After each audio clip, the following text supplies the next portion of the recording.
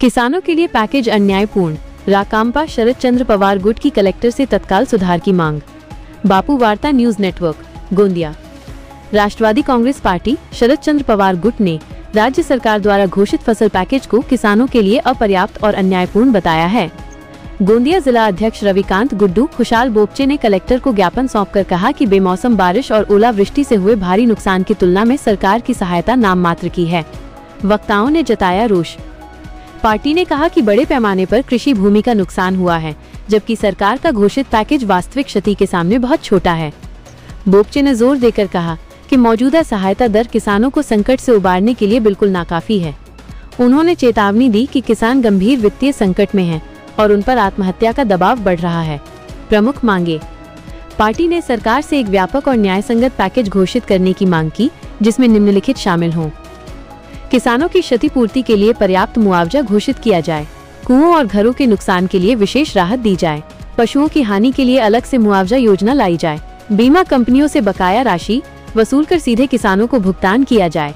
क्षेत्र को गीला सूखा घोषित कर छात्रों की फीस माफ की जाए। उन्होंने मांग की कि सरकार को तुरंत एक ऐसा पैकेज लाना चाहिए जो किसानों को सही मायने में राहत दे।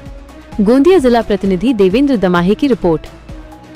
कसं आहे, आज ही दिवाळी सारखा मोठा सण आहे हा, पण ही दिवाळी फक्त महायुती सरकारमध्ये जे सत्ता वो घेऊन राहिलेले लोक आहेत, ही फक्त त्यांचीच दिवाळी चांगली आहे। बाकी या महाराष्ट्रातला शेतकरी वर्ग असेल, सुशिक्षित बेरोजगार असेल, अशिक्षित बेरोजगार असेल, कामगार असेल, व्यापारी असेल, खुदरा व्यापारी असेल, लहान मोठा व्यापारी कुठले असेल, हे कोणत्याही सामाजिक जे क्षेत्रात आपले लोक असतात, सामान्य लोक असतात, ह्यांची दिवाळी नाही आहे ही। कारण की आपण बघितलं असेल की उभ्या महाराष्ट्रामध्ये दुष्काळाची परिस्थिती आहे, तेव्हा विरोधी पक्ष म्हणून महाविकास आघाडी सातत्याने मागणी करून राहिलेली आहे की आपण दुष्काळग्रस्त घोषित करावा। पण या सगळ्या विषयावरती या राज्याचे माननीय मुख्यमंत्री देवेंद्र फडणवीस साहेब डायरेक्ट मीडिया समोर हे म्हणतात की संविधानामध्ये दुष्काळग्रस्त घोषित करणे अशी काही तरतूदच नाही आहे, ओला दुष्काळ घोषित करणे तरतूद नाही आहे।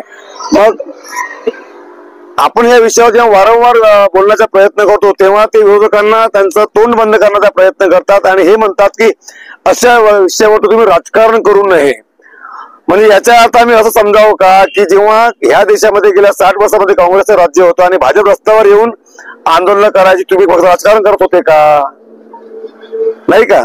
आणि म्हणून लोकांचं ध्यान आकर्षण करणं आणि त्यांच्यासोबत जे झालेला अन्याय आहे, आज झालेला ओला दुष्काळ असेल किंवा निवडणुकीमध्ये तुम्ही केलेले कमिटमेंट असतील, त्यांनी एकदा नाही 3दा प्रत्येक मंचावर नाही म्हटलं होतं की आमचं सरकार आलं तर या महाराष्ट्राचा शेतकऱ्याचा आम्ही 7 बोरा करणार, कोरा करणार, कोरा करणार, या प्रकारची घोषणा माननीय देवेंद्र फडणवीस साहेबांनी दिली होती।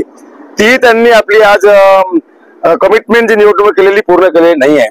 दुसरं त्यांनी म्हटलं होतं की आम्ही सत्तेवर आलो, आमच्या लाडक्या बहिणींना आम्ही जे आज 1500 रुपये देतो आहे ते 1500 रुपये आम्ही 2100 करणार।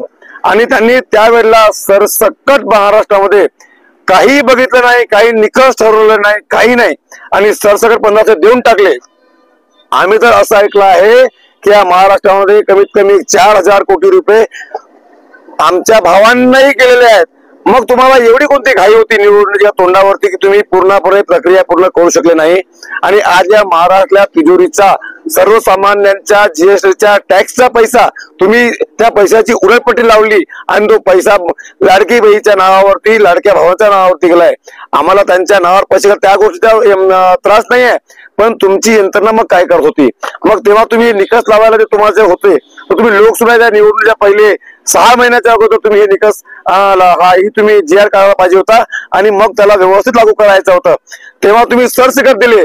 तेव्हा तुम्ही हे नाही म्हटलं की ज्याच्या घरी ट्रॅक्टर असेल, ज्याच्या घरी कार असेल, ज्याच्या घरी फ्रीज असेल, ज्याच्या घरी नोकरी असेल, अशा लोकांना आम्ही उद्या काढून टाकू। ज्याच्या घरी 2 सुना असतील आम्ही जेठाणीला देऊ, देवरांना देऊ नये। ज्याच्या घरी मुली असतील आम्ही सुनेला देऊ, मुलीला देऊ नये। ह्या प्रकारचे निकष तुम्ही तेव्हा का नाही लावले? कारण की तेव्हा तुम्हाला फक्त मतदान पाहिजे होते आणि म्हणून सरसकट सगळ्यांना तुम्ही त्याचा लाभ दिला आणि निवडणूक झाल्या जवळपास महाराष्ट्रातल्या 24 लाख महिलांचे पत्र हे अर्ज नामंजूर झाले आहेत आणि येणाऱ्या काळामध्ये अनेक आमच्या बहिणींचे अर्ज हे नामंजूर होणार आहेत आणि म्हणून मला मतं पाहिजे होते म्हणून तुम्ही खोटे बोलले आणि खोटं बोलून तुम्ही मतं घेतले आणि आज सत्तेवर आले आणि सत्तेवर आल्यानंतर आज तुम्ही आपल्या दिलेल्या त्या कमिटमेंटला तुम्ही विसरलेले आहे। आज या योजनेमुळे आम्हाला योजनाचा विरोध नाही आहे पण आज ही योजना लागू झाल्यानंतर ज्या प्रकारची आर्थिक स्थिती महाराष्ट्रात तयार झालेली आहे आमच्या विधवा बहिणींची संजय निराधार योजना आहे त्याचे पैसे 6-6 महिने होऊन राहिले आहे। आमचा जे संजय श्रावणबाळ योजनेचे पैसे वेळेवर येऊन राहिले घरकुलचे पैसे वेळेवर येऊन राहिले म्हणजे या प्रकारचा सामान्य माणसाला त्रास होऊन राहिला आहे।